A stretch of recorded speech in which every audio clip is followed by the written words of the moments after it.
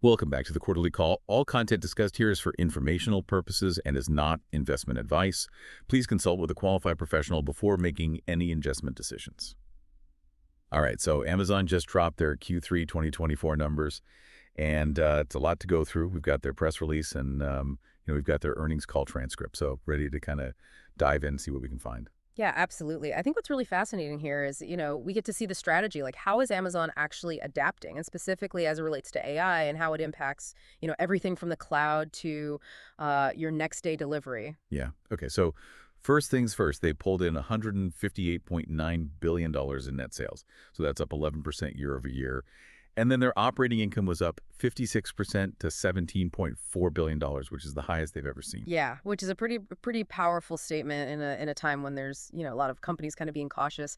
And their free cash flow is also up 128% to $46.1 billion over the trailing 12 months. Okay, so they're making money, but where is it all coming from?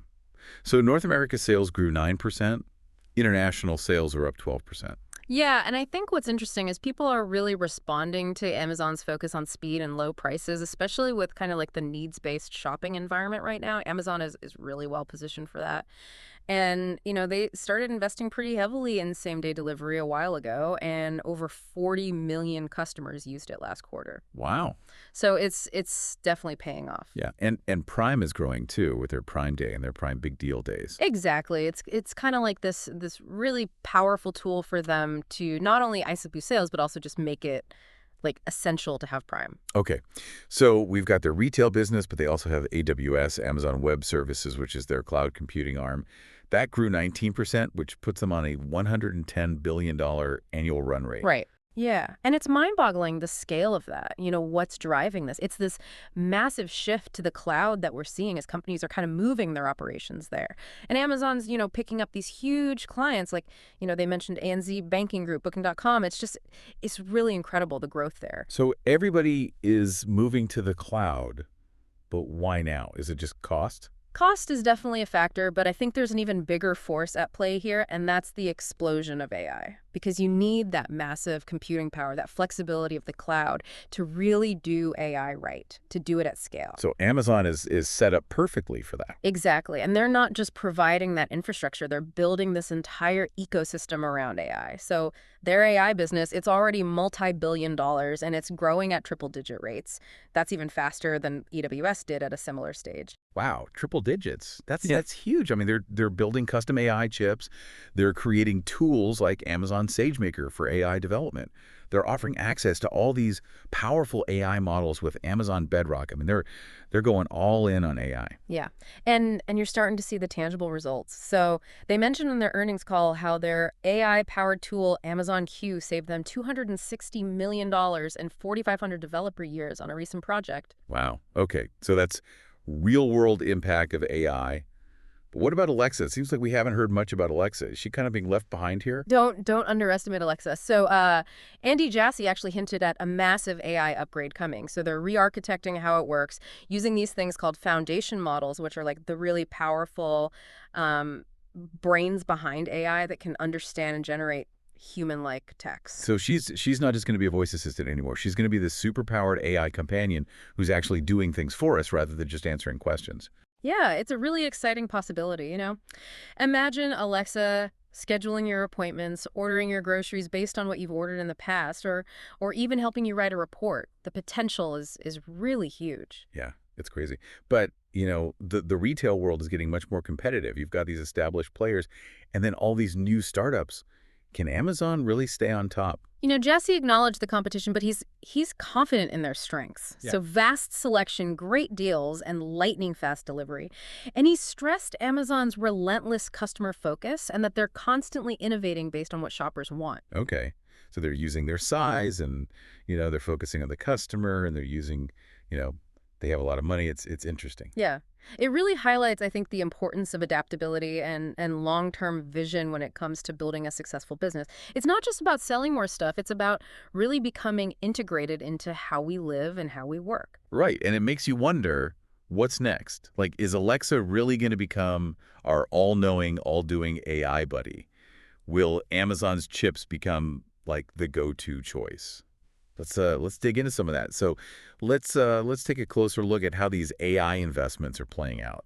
Absolutely. Like, for example, have you noticed how much faster deliveries have gotten? You're telling me there's AI behind my 2-day shipping? Tell me more. Oh, yeah. There's AI behind pretty much every part of the process. So they're using AI to kind of predict what people are going to order and where they're going to need it and how to get it there as quickly as possible. They even have, AI-powered robots in their warehouses that are sorting packages and getting them ready. That's wild. So it's basically like they're outsmarting everyone else with AI to get us our stuff quicker and, cheaper and just more efficiently. Exactly. And that's just one piece of it. They're using AI to personalize your shopping experience, recommend products, prevent fraud. It's all happening behind the scenes to make things easier. It's like having a personal shopper and a security guard all in one.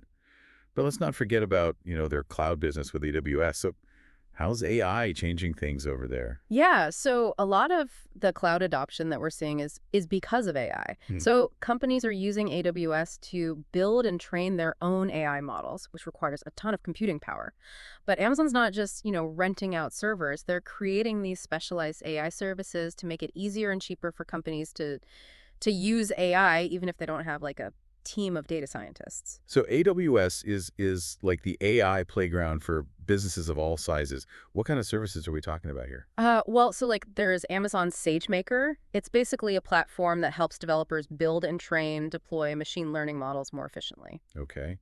What about Amazon Bedrock? That one sounds interesting. Yeah, so Bedrock is really cool. It lets customers access this whole library of like pre-trained AI models from different providers. So you don't have to build your own AI from scratch. You can just plug in and play. Okay, so it's like an AI app store.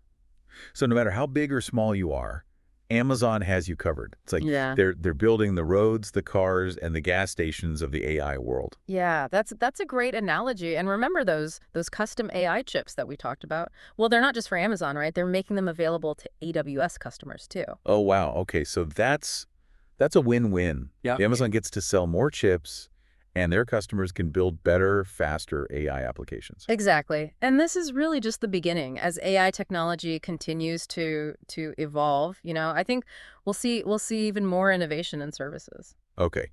So we've covered a lot here, but I want to go back to something you said earlier about Amazon's relentless customer focus. I mean, we hear that phrase a lot, but what does that actually mean in practice? Yeah, it's definitely not just a marketing slogan. It's kind of like baked into their DNA. From the beginning, they've been obsessed with understanding what customers want, right? And figuring out how to deliver it, better, faster, and cheaper than anyone else. And AI is a big part of that equation now.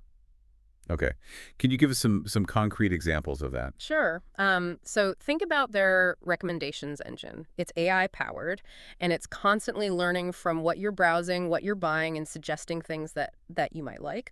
Or even their Prime membership program. They're constantly adding benefits like, free shipping, streaming video, grocery delivery. They're just constantly raising the bar.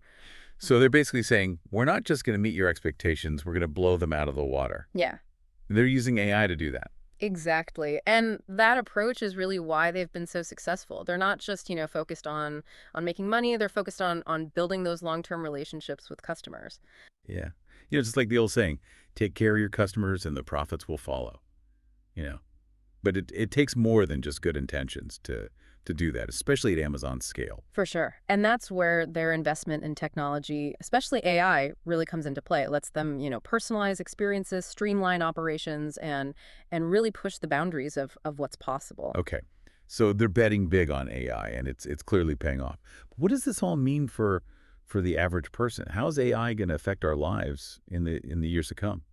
Well, on the one hand, AI has the potential to make our lives easier, more convenient. Imagine like a world where your smart home anticipates your needs, your car drives itself, your doctor can diagnose you, with incredible accuracy. That sounds pretty amazing. Yeah. But what about the downsides? What about job losses and privacy and AI being used for, bad things? Yeah, those are all very valid concerns, and I think it's important that we have these open and honest conversations about the ethics of AI. We need to make sure that AI is developed and used responsibly. Yeah, it's a lot to think about, but it's also really exciting to be living at a time when technology is changing so quickly. Who knows what the future holds, but you know, one thing's for sure, Amazon's going to be right at the front of it, kind of shaping things with their AI. Definitely. And it'll be fascinating to watch it all unfold. But, I want to bring it back to you, the listener. What are your thoughts on all of this? What excites you the most about the potential of AI and what concerns you? It really is. It's kind of crazy to think about how AI is already like woven into our lives, even if we don't always see it. You know, Yeah. like it's the invisible force behind so much of what we do. I think for me, what's most exciting is the potential to solve some of the world's biggest problems, right? Like climate change or disease or poverty. Yeah, I agree. AI has the potential to be this powerful force for good. But we have to be mindful, right, of its limitations and the potential risks too. It's a tool, and like any tool, it can be used for good or for bad. Right, right. So it all comes down to the intentions of the people who are building it, who are using it. Exactly. Okay.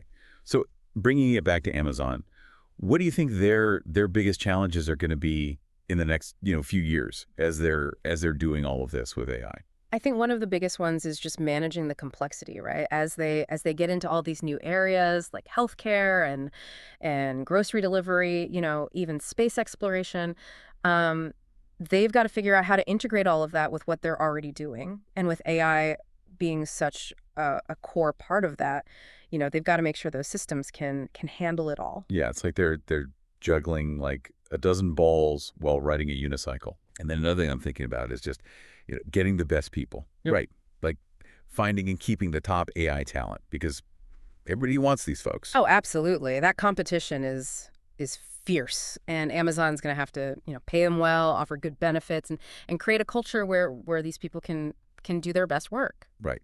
But then beyond that, like beyond the technical stuff, I think the bigger challenge is going to be the ethics of it all, right? Like Yeah. how do they do this in a way that's responsible? Yeah, I mean, as Amazon gets more and more, I guess, into our lives through these AI devices and services, they're going to be under a microscope, right? People are going to be watching them on things like data privacy or algorithmic bias or even just the impact on jobs. So they've really got to be out in front of that and show that they're doing this responsibly. Yeah, it's not just about building a business anymore. They're shaping the future, and the decisions they make now are going to have a big impact for a long time.